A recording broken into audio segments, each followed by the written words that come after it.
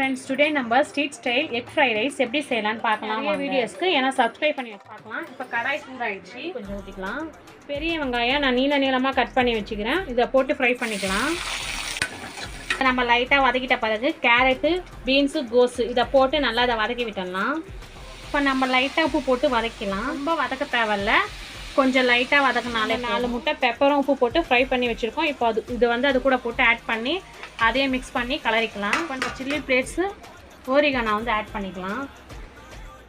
இப்போ இதை போட்டு நம்ம ஒரு மிக்ஸ் பண்ணிக்கலாம். இப்போ நம்ம சோயா சாஸ் ஊற்றிக்கலாம். கொஞ்சமாக சில்லி சாஸ் ஆட் பண்ணிக்கலாம். சாஸ் கொஞ்சம் ஆட் பண்ணிக்கலாம்.